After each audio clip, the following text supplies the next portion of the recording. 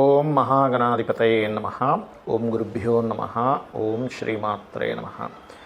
పరమేశ్వర స్వరూపమైనటువంటి జ్యోతిష, వాస్తు మరియు ఇతర అనేకమైనటువంటి శాస్త్రములను మనకు అందించినటువంటి మహర్షులకి నమస్కారం.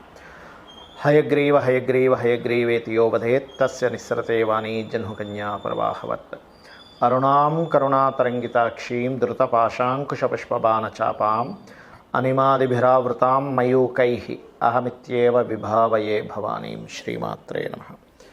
ప్రేక్షకులకి ఆ లలితాంబిక అమ్మవారి యొక్క అనుగ్రహం పరిపూర్ణంగా కలగాలని మనస్ఫూర్తిగా కోరుకుంటూ మనం ఈరోజు గురుగ్రహము, ఒక్కొక్క లగ్నానికి గురువు రకరకాల భావాధిపతి అవుతాడు. న్యాచురల్గా గురువు కనుక మంచి పొజిషన్లో ఉంటే కలిగేటువంటి ఫలితాలు ఏమిటి, కొంతమందికి గురుగ్రహం ద్వారానే ఎందుకు ఇబ్బందులు వస్తాయి, గురు దశల్లోనే ఎందుకు ఇబ్బందులు వస్తాయి, కొంతమంది గురు మహర్దశలో ఎందుకు కలిసి వస్తుంది, అసలు గురు మహర్దశ బాగా కలిసి రావాలంటే ఏం చేయాలి, ఆ యొక్క దోషం ఉన్నట్లయితే గురుదోషం అంటూ ఉంటారు, పోవాలంటే ఏం చేయాలి, అదేవిధంగా ఇక్కడ జాతకం లేనటువంటి వారికి ఎటువంటి దోషాలుంటే గురుగ్రహ సంబంధించిన దోషం ఉందని ఎలా గుర్తించాలి అనేటువంటి విషయాలు ఇప్పుడు మనం ఒక్కొక్క లగ్నం నుంచి తెలుసుకుందాం. అయితే ఈ యొక్క విషయాలు చెప్తుంది నేనైనప్పటికీ కూడా చెప్పిస్తుంది సాక్షాత్ లలిత అమ్మవారిగా భావిస్తూ ఒక్కొక్క లగ్నం గురించి తెలుసుకుందాం. మిథున లగ్నము, మిథున రాశి. మీకు గురువు సప్తమ దశమాధిపతి అవుతాడు.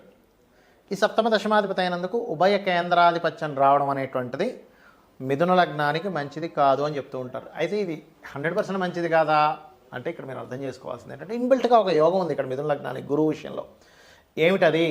ఇట్స్ వెరీ క్లియర్లీ మీ యొక్క జీవిత భాగస్వామి టీచింగ్ ఫీల్డ్స్లో ఉండడం కానీ, గైడింగ్ ఫీల్డ్స్లో ఉండడం కానీ ఇట్లాంటి యోగం ఇస్తుంది. బాగా చదువుకున్న అమ్మాయి అవ్వడం కానీ వస్తుంది.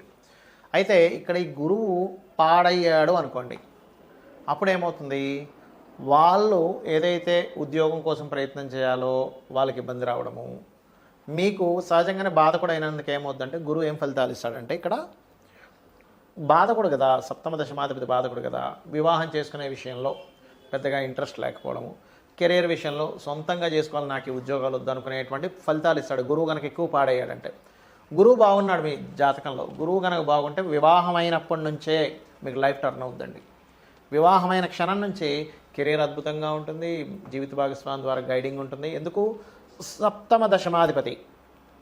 అయితే ఇక్కడ మనం అర్థం చేసుకోవాల్సింది ఏంటంటే మిథున లగ్నంలో పుట్టామండి, కానీ గురు మహర్దశలోనే నాకు కెరీర్ ఇబ్బంది పడింది, వివాహం ఇబ్బంది పడింది, సామాజికంగా నేను ఇబ్బంది పడుతున్నాను. It's very clear.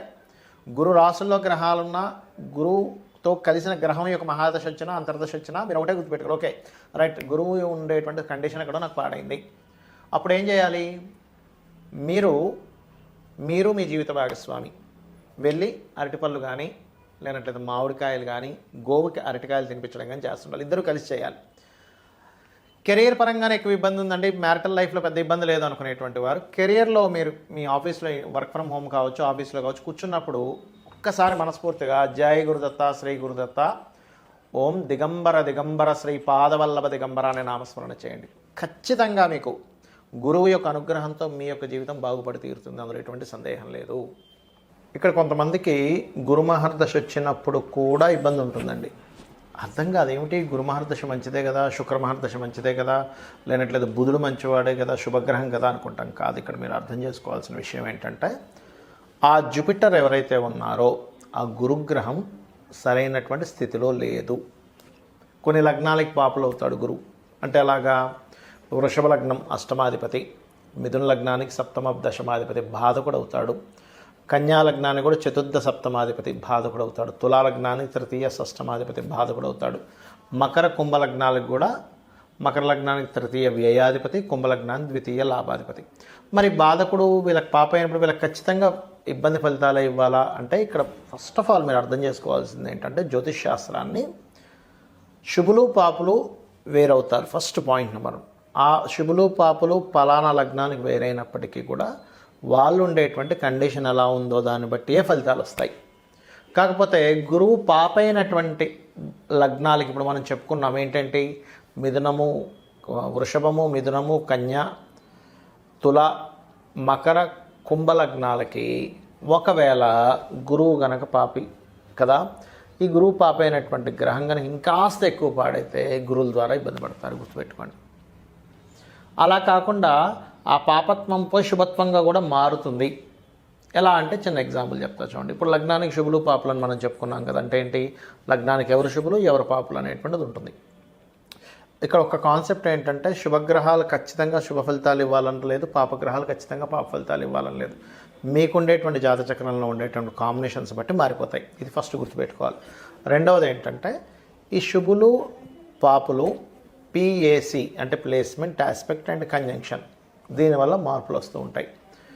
ఇక్కడ ఏంటంటే మీకు గురుగ్రహం సహజ పాపి అయి పాప సంబంధంగా ఉన్నప్పుడు కలిగేటువంటి ఫలితాలు మరింత ఎక్కువగా ఉంటుంది ఇబ్బంది.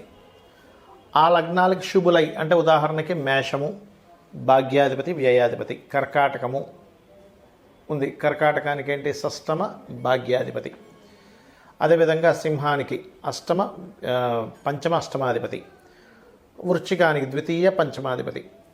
ఈ రకంగా ఏంటంటే మేషలగ్న ఇట్లా ఏంటంటే ఒక్కొక్కటి ధనుర్లగ్నానికి లగ్న చతుర్థాధిపతి, మీనానికి లగ్న దశమాధిపతి. ఈ గ్రహము శుభుడైతే శుభ సంబంధించిన వాటిల్లో ఉంటే మంచి ఫలితాలు ఇస్తారు. అంటే చిన్న ఎగ్జాంపుల్ ఎలా అంటే ఇప్పుడు మన పిల్లవాడే ఉదాహరణకి మన ఇంట్లో అంటే మీ ఇంట్లో పుట్టినటువంటి పిల్లవాడే లేదా పాప కావచ్చు బాబు కావచ్చు, మీ సొంత బిడ్డే మీకు ఎప్పుడు అన్యాయం చేయకూడదు. న్యాచురల్గా చెప్పాలంటే అంటే ఏ తల్లికి బిడ్డ అన్యాయం చేయదు, బిడ్డకి తల్లి అన్యాయం చేయకూడదు, రైట్? ఇది ఫార్ములా అంటే మామూలుగా న్యాచురల్గా జరిగేది. కానీ అదే పిల్లవాడు బయటికి వెళ్ళి కొంతమంది కూడనటువంటి సంగత్వం అంటారు, అంటే కొంత వ్యసన పరులతోనో లేకపోతే రకరకాల వాళ్ళతో వాళ్ళకి ఫ్రెండ్షిప్ ఏర్పడి వ్యసనాలకు గురైనప్పుడు ఇంట్లో ఉన్నటువంటి ధనాన్ని దొంగలించి పట్టుకెళ్ళిపోయి కూడా వాడు ఆ వ్యసనాలకి ఖర్చు పెట్టేసే పరిస్థితి వస్తుంది. కొత్తగా దొంగ అని రాక్కర్లే మీ ఇంట్లో పిల్లవాడే దొంగలా వెళ్ళిపోతాడు. లేదా కొన్ని సినిమాలు చూపిస్తుంటారు చూడండి, సొంత భర్తే బాగా వ్యసనానికి గురైపోయి ఇంట్లో ఉన్నవన్నీ తీసుకెళ్ళి అమ్మేసుకుని తాగేస్తుంటాడు. అంటే ఏమిటి, మీ పర్సనే మీ లగ్నానికి శుభుడే కానీ పాప అయ్యాడు. ఒక్కోసారి మన వాళ్ళు సపోర్ట్ చేయమని బయట వాళ్ళు సపోర్ట్ చేస్తారు మనకి. అప్పుడేంటి, మీకు మీ లగ్నానికి శుభుడు కాకపోయినా బయట వాళ్ళంటే అది శుభుడైతే బయట వాళ్ళ నుంచి ఎట్లా వస్తుందో యాజ్ ఇట్ ఈజ్ అట్లాగే. అయితే ఇక్కడ కొంతమందికి లగ్నానికి శుభులు పాపులు పక్క పెడితే అసలు జాతకమే తెలియదు. అలాంటప్పుడు ఎలాంటి ఫలితాలు వస్తాయి, గురువు పాడయ్యారని ఎట్లా గుర్తించాలి అంటే గురువారాలు మీకు బ్యాడ్ ఎఫెక్ట్స్ ఎక్కువగా వస్తూ ఉంటాయి. అంటే గురువారాలు ఏదో ఒక డిస్టర్బెన్స్ రావడం జరుగుతూ ఉంటుంది. ఇక్కడ ఫస్ట్ ఆఫ్ ఆల్ మనం అర్థం చేసుకోవాల్సింది ఏంటంటే ఎందుకు గురువు పాపిగా అవుతాడు, గురుగ్రహం ఎందుకు మీకు ఇబ్బంది ఇస్తుంది అంటే పూర్వజన్మల్లో గురుద్రోహం చేసిన వాళ్ళై ఉంటారు వీళ్ళు. అంటే గురువుని గనక కించపరచడము, మీకు మంచి చేద్దామని చూసేటువంటి గురువునే వాళ్ళను మోసం చేయడము, వాళ్ళ గురించి దుష్ప్రచారాలు చేయడము, దగ్గరుండి గురువుగారి దగ్గర మాత్రం దగ్గరుండి అవునండి మీరు చెప్పింది కరెక్టేనండి అనుకుంటూ పక్క పోయి నేను గురువు అండి ఈయన అట్లాగా ఇట్లాగా అని చెప్పి చేసినట్లయితే అది చాలా పెద్ద దోషం. మీకు నచ్చలేదు పక్కకి వెళ్ళిపోండి, ఆయనకు వ్యసనాలు ఉన్నాయి లేకపోతే ఇంకోటి ఉన్నాయి, పక్కకి వెళ్ళిపోండి, సైలెంట్గా వెళ్ళిపోయి మీ పని మీరు చేసుకోండి. అంతేగాని అనవసరమైనటువంటి దుష్ప్రచారాలు చేయకూడదు. అలా అని మరి చాలా దారుణాలు జరుగుతున్నాయండి నేను దాన్ని బయట పెట్టకూడదా అని అంటే అప్పుడు వేరు. బాగా దారుణాలు కొంతమంది చూస్తుంటాం మనం, డేరా బాబాలని మనం చూసాం. అట్లాంటి వాళ్ళు ఎవరైనా సరే ఇబ్బంది పెడితే అది మీరు అక్కడ అర్థమైపోయింది సిచ్యువేషన్, అప్పుడు వేరు. అంతేగాని కొన్ని మనస్పర్ధలు వచ్చాయని లేనటువంటివి అవతల వాళ్ళకి ఏదో చెప్పేసి చేయడం మాత్రం కరెక్ట్ కాదు, గుర్తుపెట్టుకోండి, రైట్? అయితే ఇక్కడ మీకు గురుగ్రహ బలం ఎవరికైనా సరే పెరగాలంటే కొన్ని మార్గాలు ఉన్నాయి. ఏమిటది అంటే ఒకటి దత్తాత్రేయుడు యొక్క ఆరాధన చేయడం. అంటే జయ గురుదత్త శ్రీ గురుదత్త లేదా దిగంబర శ్రీపాదవల్లభ దిగంబర. గురుగ్రహం లోపించిందనుకోండి సంతానానికి కూడా ఇబ్బంది ఇస్తూ ఉంటుంది. అదేవిధంగా గోవుకి మనకి చూడండి అరటికాయలు అంటారు, అరటికాయల్ని చక్కగా తినిపించడం గోవుకి. దత్త క్షేత్రాలకి వెళ్ళడం, దత్త పారాయణం చేయడం, వీలున్నప్పుడల్లా కూడా మామిడి పళ్ళు అరటిపళ్ళు లాంటివి ఆలయాల్లో కానీ లేనట్లయితే బ్రాహ్మణులకు కానీ దానంగా ఇవ్వడం, ఇవి ఎక్కువగా చేస్తుండాలి. ఎక్స్పెక్టేషన్స్ అనేది గురువు పాడేయాలంటే మీరు అక్కడి నుంచి ఇంకేదైనా పొందుదామని చూస్తూ ఉంటే ఏమైపోతుందంటే అది రివర్స్లో మీకు ఇబ్బంది ఇస్తూ ఉంటుంది. కాబట్టి ఇది ముఖ్యంగా తెలుసుకోండి. సర్వసాధారణంగా గురువు ఏంటంటే శని రాహు సంబంధం మూలంగా పాడవుతుంటాడు, గురు చండాల యోగం అంటూ ఉంటారు. కొంతమందికి నీచభంగ రాజయోగం జరుగుతుంది మళ్ళీ గురువు ద్వారా, అది వేరు. అది సమ్ డిఫరెంట్ టర్మ్స్ అండ్ కండిషన్స్లో గ్రహాలు ఉండేటువంటి స్థితి బట్టి జరుగుతూ ఉంటుంది. అయితే ఇక్కడ మీరు అర్థం చేసుకోవాల్సింది ఏంటంటే గంధముతో గనక మీరు ఏ దేవతామూర్తిని పూజిస్తుంటారో గంధముతో గనక మీరు పూజించినట్లయితే మన శాస్త్రాల్లో ఉన్నటువంటిది ఏంటంటే గంధము ద్వారా పుణ్యం వస్తుంది. ఆ పుణ్యము మీరు పూర్వజన్మలో చేసినటువంటి పాపము మిమ్మల్ని ఇబ్బంది పెట్టకుండా అడ్డుకొని మిమ్మల్ని కాపాడుతూ ఉంటుంది. కాబట్టి మీరు ఏం చేస్తారు, మీ జన్మజాతకంలో గురువు పాడైతే నేను చెప్పినటువంటి దానాలు ఇవ్వండి. శనగలు లేదా ఎల్లో కలర్ వస్త్రం కూడా ఇవ్వచ్చు. లేదా ఆ గ్రహం ఏ గ్రహాల ద్వారా కంజంక్టై పాడైందో ఆ గ్రహాలు కూడా ఇచ్చుకోవాలి. అంటే గురువు ఉదాహరణకి శనితో కలిసినాడు, శనికి ఇవ్వాలి. గురువు రాహుతో కలిసినాడు, రాహుకి ఇవ్వాలి. గురువు నీచబడినటువంటి కుజుడితో కలిశాడు, అప్పుడు కొంచెం కుజుడికి ఇవ్వాలి. ఎందుకు, నీచబడినటువంటి గ్రహం పక్కన ఉండడం వల్లే గురువు పాడైంది కదా. ఇప్పుడు ఎట్లా అంటే చిన్న ఎగ్జాంపుల్ చెప్తా చూడండి. ఇప్పుడు మనం ఊపిరి పీల్చుకుంటున్నాం, జలుబు పట్టేసింది బలంగా.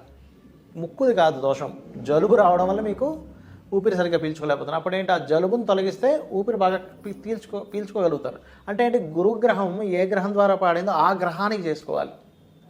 ఆ గ్రహానికి కనుక చేసుకుంటే ఖచ్చితంగా మీకు బాగుంటుంది. ఇంకోటి ఏంటంటే పాజిటివ్ థాట్స్. ఎప్పుడు ఎవరికైనా సరే సహాయం చేద్దామా, ఎవరికైనా గైడింగ్ చేద్దామా. మిస్గైడింగ్ చేయడం చేస్తే కూడా గురుదోషం వస్తుంది. ఎవరికైనా మిస్గైడింగ్ చేసాము, గురుగ్రహ దోషం, నెక్స్ట్ జన్మలో గురువు సరైనటువంటి సిచ్యువేషన్లో ఉండడు. ఎవరికైనా అనవసరంగా దూషిస్తున్నాం, గురుగ్రహం సరిగ్గా ఉండదు, వాళ్ళకి పాడైపోతుంది. ధర్మకార్యాలన్నీ పక్కన పెట్టి ఎంతసేపు అధర్మ సంబంధించిన వాడు ఇది చేస్తున్నాం, గురుగ్రహము ఇబ్బందిస్తూ ఉంటుంది వాళ్ళకి. సో ఇవి మీరు గుర్తుపెట్టుకోండి, నేను చెప్పినటువంటి పరిహారాలు చేసుకోండి. ఖచ్చితంగా అమ్మవారి అనుగ్రహము, ఆ దత్తాత్రేయుడి యొక్క అనుగ్రహం ఉండాలి. గురుగ్రహం బాగుండాలంటే గురువు అనుగ్రహం చాలా గొప్పదండి. ఎందుకంటే మీకు గనక గురువు, సరైన గురువు మీకు కలిసి ఆయన మీ మీద కనుక కరుణించినట్లయితే మీ పూర్వజన్మ కర్మలు చాలా తొలగిపోతాయి కూడా. కాబట్టి జై గురుదత్త, శ్రీ గురుదత్త.